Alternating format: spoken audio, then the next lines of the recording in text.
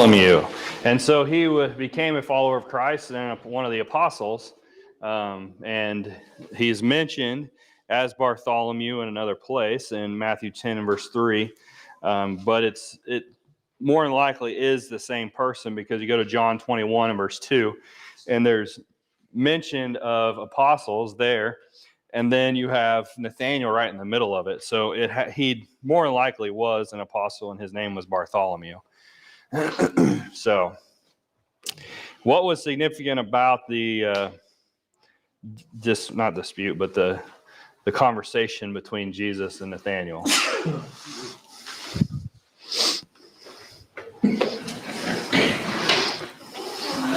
Did Nathaniel know Jesus? No, Jesus told him he'd seen him from afar off and knew who he was and everything. Exactly. Jesus showed his deity by stating he saw who he was and he knew his heart. And those two things only come from someone that's God. And so that was significant there, his recognizing who Jesus was after those statements. Card 62, Philip's request of the Jews, or of Jesus. Sorry. Philip's request of Jesus. We wanted to show them the Father.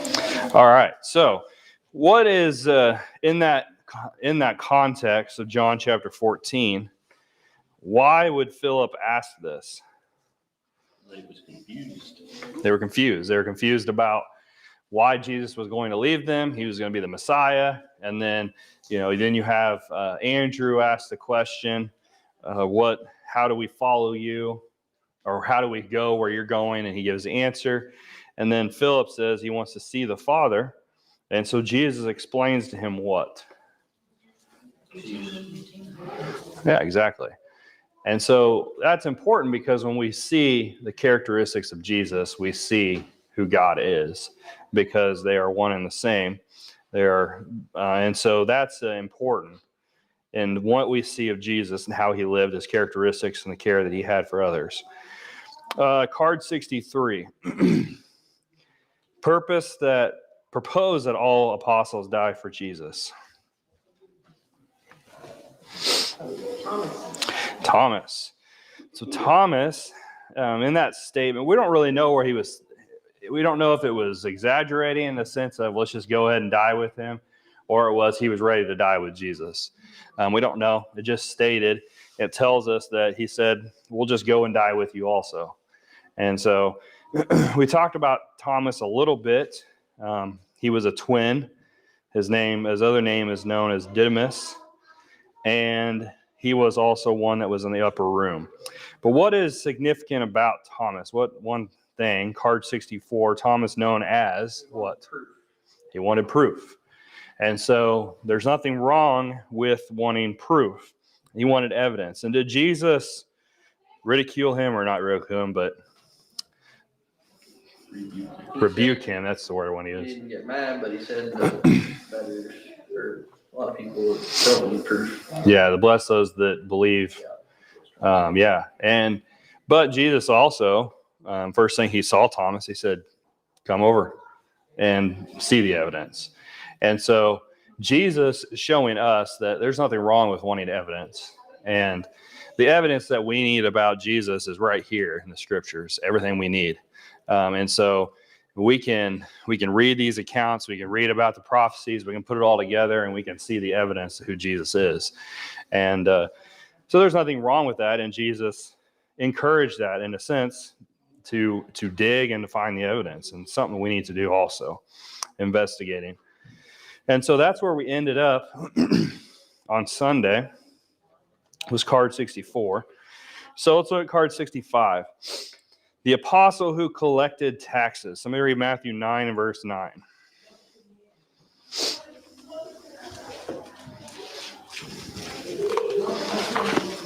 And as Jesus passed on from there, he saw a man named Matthew sitting at the tax office, and he said to him, follow me, and he arose and followed him. Okay, so Matthew, he collected taxes. That was not a trade that a lot of people liked. And you think about Who's another Bible character that we talk about that was a tax collector? Zacchaeus. And so Zacchaeus, was he honest? Not really. Well, he was. He stated that if he'd ever done any wrong to anybody, that he would replace None that. of them honest, really. Most of them were not. And so they did not have a good reputation for being honest because they were allowed to add on to the tax that Rome required. And many of them were fairly well off because of that. They would add taxes onto people. And so you have Matthew, who was a tax collector, and he was told to follow Jesus, and he did. He got right up and followed him without even questioning. And that's interesting. Maybe there's more dialogue there than what we have recorded, but we're given what we need. And so to understand, and that's interesting that he just went. He knew who Jesus was and followed him. And you think about all the apostles, their trades. What are some of the trades that we've seen so far? Okay, fishermen. What else? Tax collector. What was Jesus? He was a carpenter. Huh?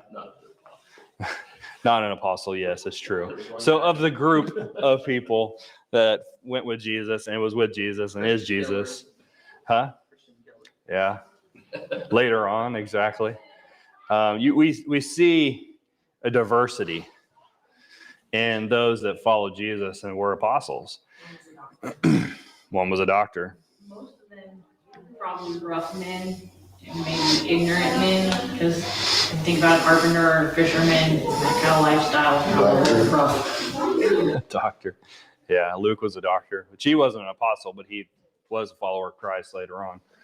Yeah, you think about all the trades and the diversity and what that brought to the table. Because you have Matthew, who is a tax collector.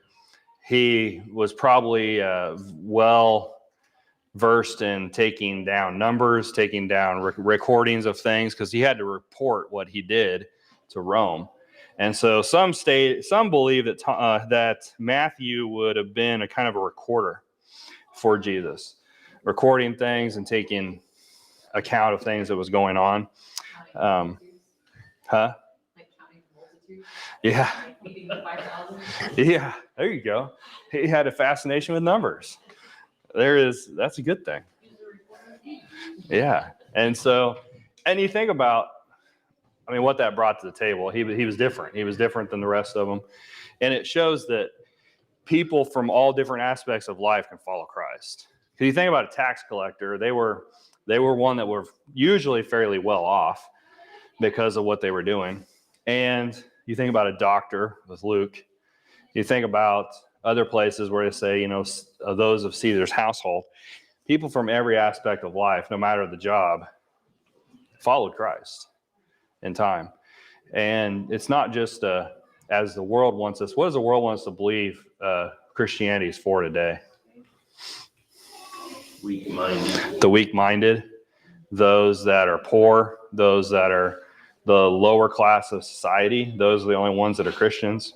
And you think about it, those that are in power, some profess to be Christians, but are they really? No. The big fight right now is if Biden can get communion or not because of his beliefs. And, he came out of the meeting with the Pope, and the Pope said, "Oh yeah, you're good." And so it just you think about society and the things that are going on around us. You're looked down upon if you're a Christian, if you follow the scriptures. Yeah, exactly. It falls in that for sure. And so you think about during this time, when Paul went on his missionary journeys, he went into we looked at his journeys. He went and he converted a governor of one of the islands. He met with those in Caesar's household. And so Christianity is for everybody. And so it's just different than what the society looks at today. All right. Card 66, Matthew's other name. Somebody read Mark 2 and verse 14. As he passed by, he saw Levi, the son of Alphaeus, sitting at the tax office, and he said to him, "Follow me." So he arose and followed him. Okay. Did that talk about Levi? All right. So Matthew's other name is Levi. A lot of the apostles had many names, which is interesting. But it doesn't. Many people had many different names. And so, yeah, Levi was another name for Matthew. So that's card 66. Really no information on that, just stating that. Card 67, Matthew wrote the first gospel, the book of Matthew, if you didn't know. Matthew wrote to convince the Jews that Jesus was the Messiah. Now, we've talked about each one of the writers of the Gospels wrote to different groups of people. And Matthew, he wrote to the Jews. And just in your mind, think about the things that have gone on in Matthew. What did Matthew spend a lot of time focusing on? Genealogy. The first thing you open up the book of Matthew, you have the genealogy of Christ. Why would that be important? For Jews. To prove who he was, but for Jews, yeah, exactly. And the fact that Jesus was supposed to be of the lineage of David. The Messiah was to be the lineage of David. And so it was important that Matthew, writing to Jews, right off the bat, proved that's who Jesus was. And that's exactly what he did. So you have genealogies. What other things are found in the book of Matthew? Jewish tradition. There's a lot of, that's one thing I didn't think about. There's a lot of Jewish traditions in Matthew. He's focused on that. And Jesus rebuking those traditions of the Pharisees and things like that. There's a lot of miracles, which all of them have miracles. But a big one was prophecies. He spent a lot of time looking at prophecies and talking about how they were fulfilled. Even to the point of, in Matthew, what is it, Matthew chapter 2? Just thinking about this. I think it's Matthew chapter 2, where Jesus went down to Egypt. And verse 14 and 15 says, when he arose, he took the young child and his mother by night and departed for Egypt, and was there until the death of Herod, that it might be fulfilled, which was spoken by the Lord through the prophet, saying, out of Egypt I called my son. So even in that little detail, he brings that out. He's like, here's a prophecy, and Jesus fulfilled that prophecy. And that's important for the Jews. Why? That's what they were looking for. Exactly. Exactly. Now you think about the Gentiles, writing to the Gentiles. Do they need to focus as much on that? Do they know the old law? Do they know the prophets? Now it is important even for us today. I mean, we can read the old law and we can read these prophecies, so it's good for us. But you think about Gentiles then did not know the law. They did not know the prophets. They didn't know any of that history. And so they didn't need to focus as much on that as they did with the Jews, because the Jews knew those prophecies. And so Matthew spent time around focusing on that. It's believed that he wrote around 50 AD. Now, give or take 20 years. So we don't really know. That's just what some believe. Some believe it's even up to the point where he wrote right before the destruction of Jerusalem to the Jews that were there, but I don't know. We just don't know. And so we do know that Matthew wrote the book of Matthew. So that's card 67. Card 68 now. The apostle who betrayed Jesus. Let's go to Matthew 26 and let's read verse 14 through 16. And then we'll read some more here. Then one of the 12, called Judas Iscariot, went to the chief priests and said, "What are you willing to give me if I deliver him to you?" And they counted out to him 30 pieces of silver. So from that time, he sought opportunity to betray him. All right, so 30 pieces of silver. And Judas had prepared to do this. Now, I have this note in my Bible, which I have it in your notes here too. But somebody read Exodus 21:32.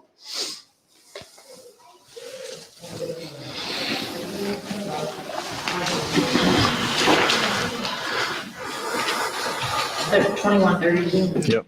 If the ox shall for 30 shekels of silver, and the ox shall be stoned. So what was a 30 pieces of silver for there? A wounded servant.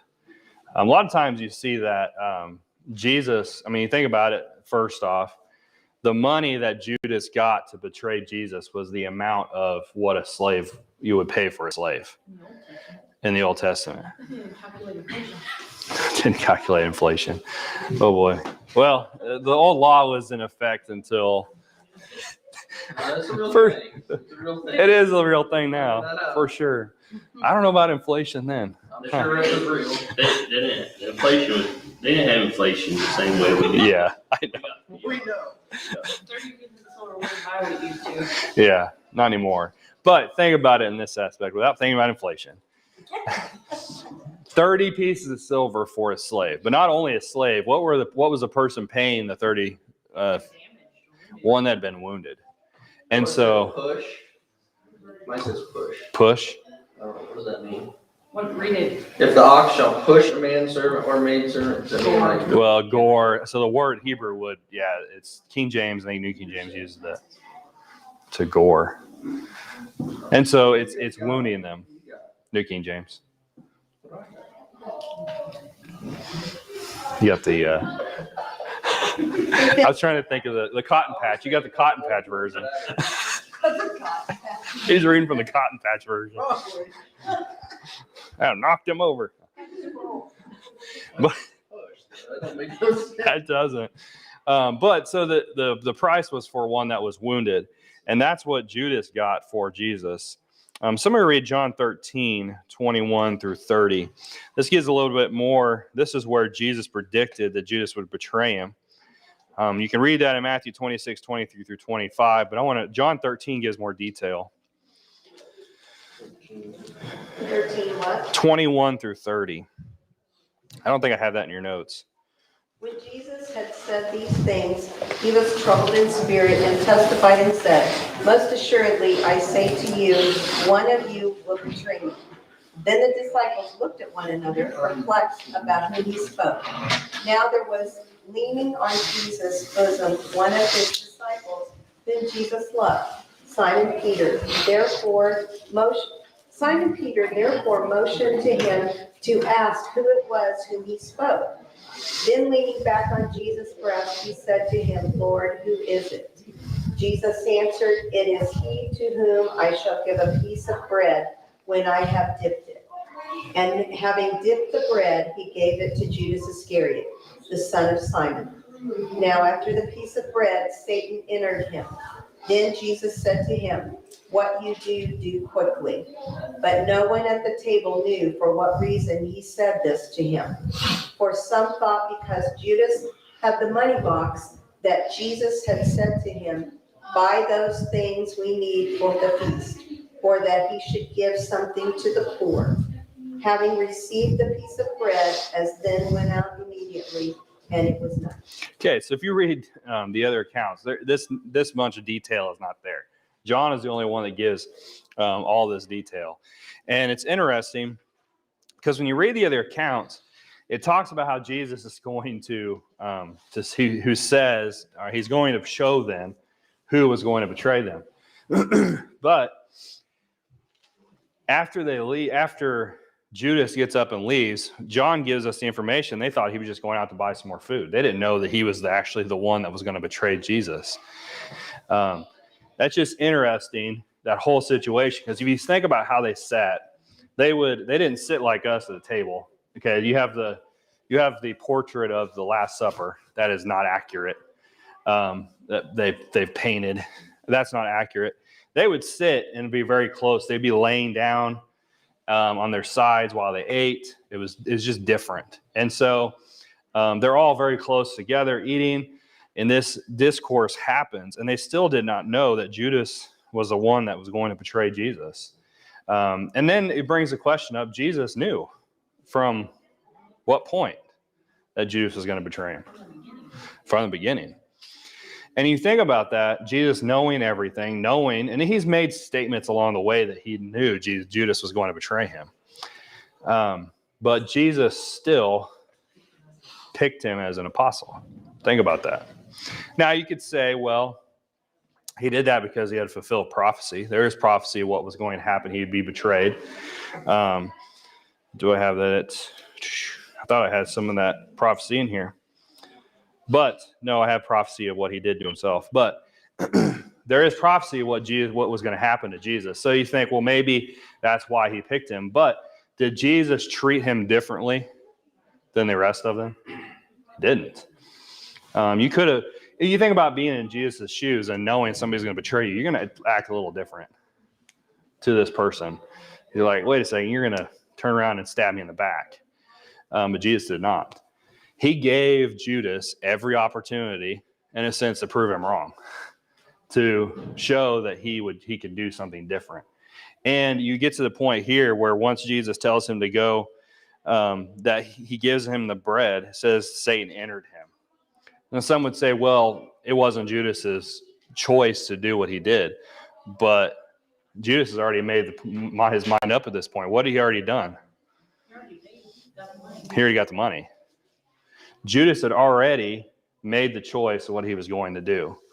And so what you see here is he had free choice. He had free will. He could have not betrayed Jesus, but he did because he had it in his mind. And he was one that loved money. And so he paid 30 pieces of silver for the price of a wounded slave for Jesus. And then what does he do? Well, I have in my notes here, that 20 pieces of silver is to be about $20 today. Now with inflation, it's $40, but $20. Think about it. He got $20 to betray a friend, a close friend. He spent 3.5 years with him, and $20 is what swayed him to betray his friend. That's pretty sad. But it was his choice. Yeah. About how he picked Judas to, as an apostle, and he knew he was going to betray him. It's kind of the same with us. He loved us still. It went through the whole Mm-hmm. of the cross and torture he went through, and he knew that even some of us are going to betray him, but he still went through it. And that's exactly right. It's a good point. That's Romans chapter 5. Romans chapter 5, it talks about, in verse 6, it says, for when we were still without strength, in due time Christ died for the ungodly. For scarcely for a righteous man will one die, yet perhaps for a good man someone would even dare to die. But God demonstrated his own love toward us, and while we were still sinners, Christ died for us. So while we were contrary to him, or in like you're thinking about us, knowing what we were going to be, the state we were going to be, Christ still went ahead and died for you and I. And so he showed that same love for Judas. When you think about it, it's a good point. So what did Judas do? Card 69. Judas died by what? Suicide. Somebody read Matthew 27 now, verse 3 through 5.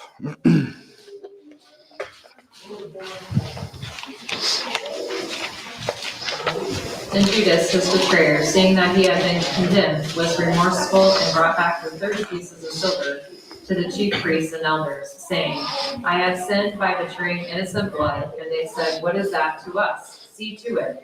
Then he threw down the pieces of silver in the temple and departed, and went and hanged himself. All right, so in verse 3, it says Judas was remorseful. Think about that word. The word remorse here means to regret. And what's interesting, it means to regret with no change of heart. He regretted what he did. He wished he had not done it, but he didn't change his heart. What does that mean, he didn't change his heart? He didn't repent of it. He didn't say, I need to fix this. What did he choose to do? Go into his life. And you think about that, the choice that he made there, he didn't have to do that. But that was fulfillment of prophecy. We looked at Zechariah chapter 11 a couple of weeks ago on Sunday, You guys remember we went through Zechariah and looked at prophecy. And this is a fulfillment of prophecy that Judas would do this. And notice what happened after this. The chief priest in verse 6 took the silver pieces and said, "It is not lawful to put them in the treasury because they are the price of blood." Now think about that statement. You have the chief priests, these are religious leaders. What are they going to do? What did they give Judas this money for? To betray Jesus. What are they going to do in the coming night to Jesus? They're going to bring false witnesses before for trial. All of these things that go against the old law. And yet here they are going, wait a second, we can't touch this money. This is the price of blood. We can't put it back in the treasury. That would be against the law. Are they picking and choosing? They're trying to portray themselves as being righteous, but here they are picking and choosing, and that's exactly what liberalism is. Picking and choosing what we want to follow. And that's today, that's what they were. They were liberal. They were following what they wanted, and they wanted to put buying things that shouldn't be bound. And then they felt justified in what they were doing. So notice the hypocrisy of them in that statement. We're running low on time. Card 70. Who took Judas's place?